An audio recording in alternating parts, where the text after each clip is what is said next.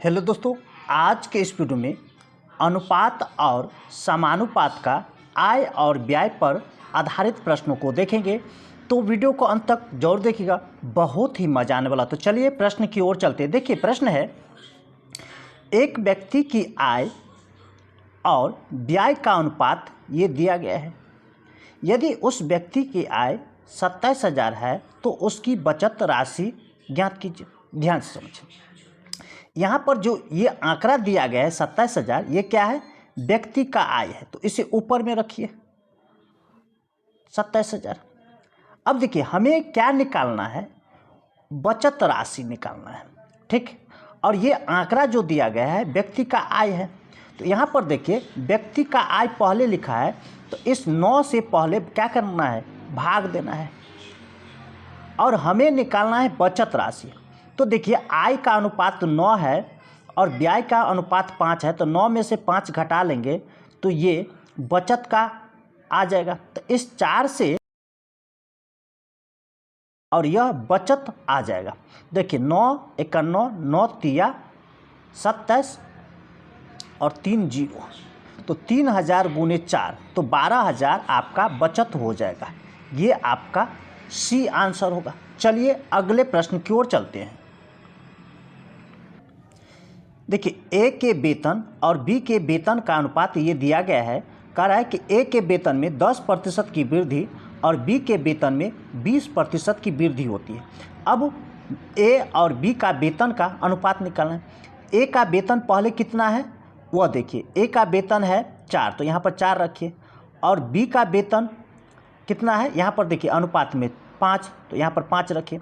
ए के वेतन में कह रहा है कि 10% की वृद्धि, तो 100 में 10 जोड़ दीजिए तो 110% हो जाएगा वृद्धि बराबर। और यहाँ पर बी में 20%, तो 120 हो जाएगा, 100 में 20 जोड़ेंगे, ठीक। अब देखिए प्रतिशत हट जाएगा, 0 से 0 कट जाएगा, 4 एकन 4, 4 तिया 12। अब यह हल करके आएगा 11/15, ठीक। तो इसे हम लिख सकते हैं, बट्टा में है तो 11 को बाएं साइड में और 15 को दाएं साइड में, यानी 11 और 15 का अनुपात आएगा ये आपका डी आंसर होगा। चलिए अगले प्रश्न की ओर चलते हैं। देखिए यहाँ पर दो व्यक्ति का आय का अनुपात ये दिया गया है और उनके संगत व्यय का अनुपात ये दिया गया है। यदि वे क्रमशः 1,700 रुपया और 1,100 रुपया की बचत करते हैं तो प्रत्येक व्यक्ति की आय निकालना है। ध्यान से समझिए, यहाँ पर बचत क्या है? प्रत्येक व्यक्ति का आय। तो ध्यान से समझिए, आय में से घटा लेते हैं बचत को। किसको? बचत को। आय में से बचत घटा लेते हैं तो यहाँ पर क्या निकलेगा? खर्चा निकलेगा। क्या निकलेगा? खर्च निकलेगा। तो ध्यान से समझिए, यहाँ पर देखिए, यहाँ पर ये आय का अनुपात दिया गया है, तो इसे हम ऐसे लिख सकते हैं 7x/5x। ये क्या है? आय है। और आय में से बचत घटा लेंगे, क्रमशः 1,700 है, ठीक। और इसका कितना? 1,100 है। तो यह अनुपात बन के आएगा किसका? खर्चा का। कितना? 9 और 7 का, तो 9/7 लिखिए।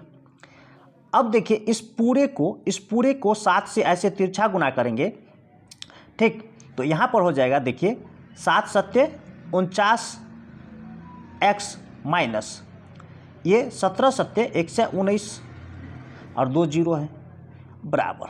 देखिए 9 पंचे 45 x और माइनस 11 नमा 99, ठीक।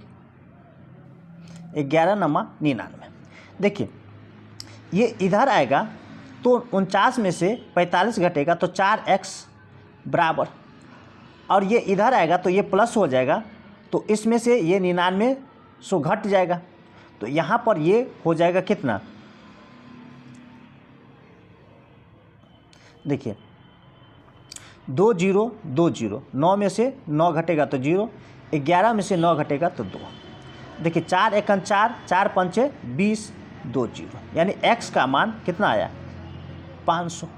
हमें क्या निकालना है? देखिए हमें निकालना है प्रत्येक व्यक्ति का संगत आय। तो यहाँ पर देखिए 500 आया है और संगत आय निकालना है। तो ये 7x ये क्या है, आय है। तो 7 गुने x का मान कितना है 5, तो 500, x के जगह पर 500 रख दीजिए। तो 7 पंचे 35, एक का आय आ गया 3500, दूसरे का ये 5x है आय। तो 5 गुने x का मान कितना है 500, यहाँ पर देखिए ये 500, तो 500 से क्या करना है गुना कर दीजिए।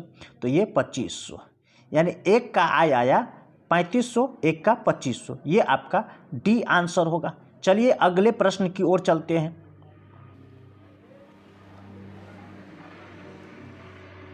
यहाँ पर देखिए ए और बी का आय का अनुपात ये दिया गया है और उनकी बचत का अनुपात ये दिया गया है, और ए बी क्रमशः कर रहा है, खर्च कर रहा है इतना। तो ए और बी का आय का अंतर निकालना। यहाँ पर देखिए 5x, यहाँ पर 5x, इसमें x लगा देते हैं और बट्टा 7x। ये क्या है, आय है।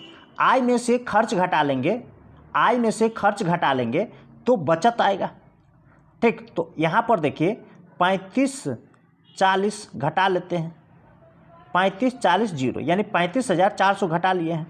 तो यहाँ पर इसका बचत आएगा, क्या आएगा, खर्च। अगर आय में से खर्च घटाते तो बचत आएगा। तो यहाँ पर भी 48 और 600 है, 48,600। ये घटा के आएगा उनका अनुपात जो देखिए बचत का कितना है 2 और 3 का, 2 और 3 का। अब देखिए इस 3 से इस पूरे को गुना करेंगे तो देखिए 3 पंचे 15x माइनस देखिए 2 0, 3 चौका 12 हासिल 1, 15 1 16 हासिल 1, 9 1 10। ये इधर ऐसे गुना करेंगे तो 7 दूना 14x माइनस 0 0, 6 दूना 12 का 2 हासिल 1, 8 दूना 16 1 17 हासिल 1, 4 दूना 8 1 9। अब यहाँ पर देखिए दोनों क्या है, प्लस में है। दोनों अगर सेम चिन्ह रहे तो इसे क्या करना है, घटा लेना है। माइनस माइनस रहे फिर भी क्या करना है, घटा लेना है। और समान रहे तो दोनों को क्या करना है, जोड़ लेना है। तो यहाँ पर देखिए इसके पीछे क्या है, प्लस का चिन्ह, और इसके पीछे प्लस का चिन्ह। तो 15x में से 14x गया तो x बचा बराबर। यहाँ पर इसमें से इसको घटा लीजिए तो 0 2 0 है, 2 0 लिखिए, 2 में से 2 गया तो 0। देखिए 16 में से 7 घटेगा तो 9। ठीक, अब ये 9 9 0, यानी x का मान कितना आया 9000। अब समझिए कह रहा है ए और बी की आय का अंतर।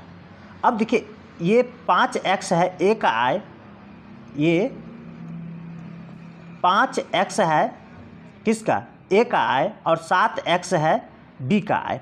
तो दोनों का अंतर, 7x में से 5x घटा लेंगे तो कितना बचेगा 2x, और यहाँ पर x का मान कितना है 9000। तो यहाँ पर देखिए 2 गुने 9000 कर देंगे तो इस दोनों का अंतर आ जाएगा। तो 2 9 18, यानी 18,000 आपका आंसर होगा।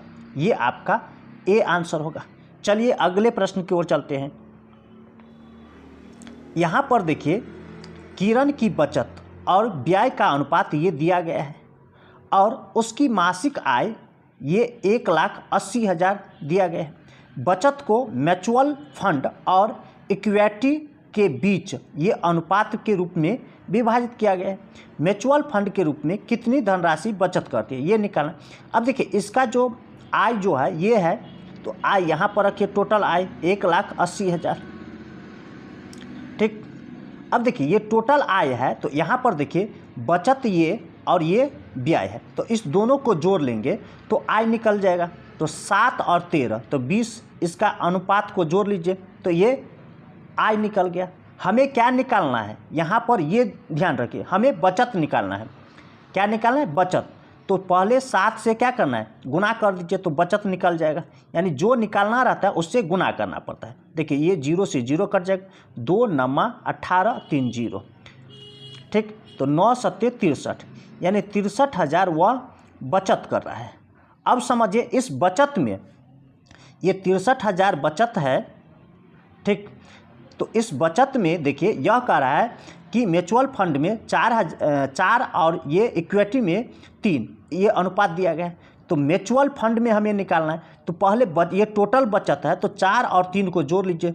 ठीक, 4 3 को जोड़ लीजिए तो 7 से क्या करना है, भाग देना। हमें निकालना क्या है, म्यूचुअल फंड का। तो म्यूचुअल फंड का अनुपात कौन है, 4, तो 4 से गुना कर दीजिए। देखिए 7 एकन 7, 7 नमा 63, 9000, ये 9000 गुने 4 बराबर 36,000 म्यूचुअल फंड में वह जमा कर रहा है। ठीक, ये आपका बी आंसर होगा। चलिए अगले प्रश्न की ओर चलते हैं। देखिए यहाँ पर एक्स की धनराशि को ए, बी और सी के बीच इस प्रकार विभाजित किया जाता है कि उन्हें हिस्से का अनुपात ये दिया गया है। यदि बी और सी के हिस्से के बीच का अंतर करा ये है, क्या है अंतर, तो एक्स का मान निकालना है।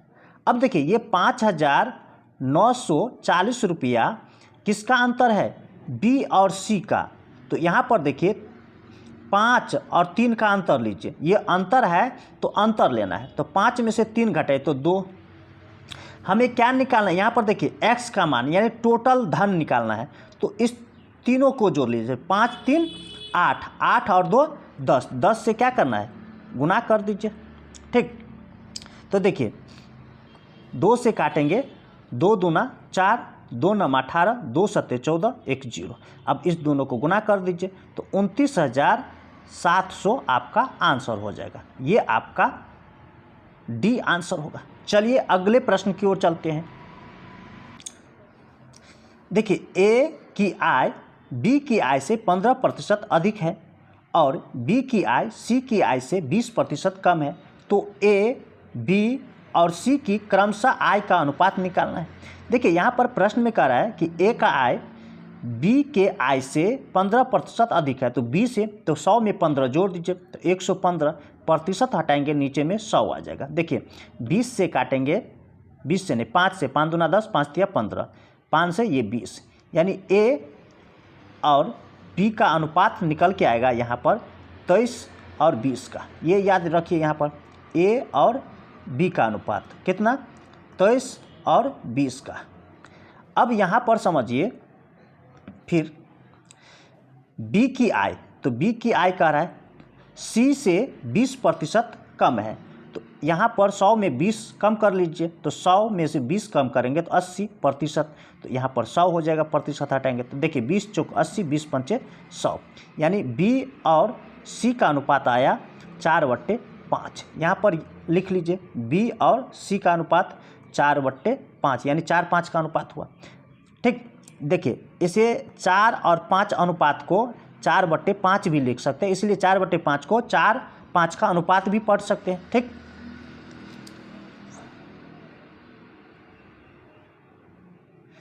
अब यहाँ पर देखिए हमें निकालना है ए, बी और सी तीनों का अनुपात निकालना है क्रमशः। तो ए के स्थान पर देखिए ये ए के स्थान पर ये 23 रखिए, 23, बी के स्थान पर ये 20 रखेंगे। अब फिर यहाँ पर देखिए बी के स्थान पर 4, तो बी यहाँ पर है तो इसके नीचे 4 रखिए, और सी के स्थान पर 5 रखिए, यहाँ पर 5 रखिए। अब देखिए यहाँ पर सी के स्थान पर कुछ नहीं है, तो यहाँ पर हम रखेंगे ये 20 रखेंगे। ठीक, और यहाँ पर ए के स्थान पर इसके नीचे कुछ नहीं है, इसके सामने वाला, तो ये 4, ये बगल वाला 4 रखेंगे। अब काटने वाला तो काट लीजिए, देखिए 4 से ये 4 कट जाएगा, ये 4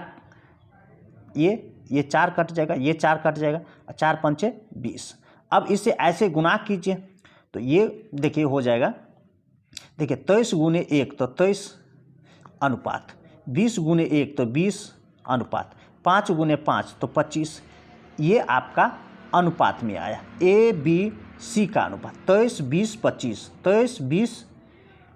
23 20 25, ये आय का अनुपात आया। ठीक, ये आपका 23 20 25 ये ए आंसर होगा। इसी तरह का ट्रिक पाने के लिए हमारे चैनल को सब्सक्राइब कीजिए, लाइक कीजिए और अपने दोस्तों के साथ शेयर जरूर कीजिए। फिर मिलता है अगली वीडियो में, तब तक के लिए धन्यवाद।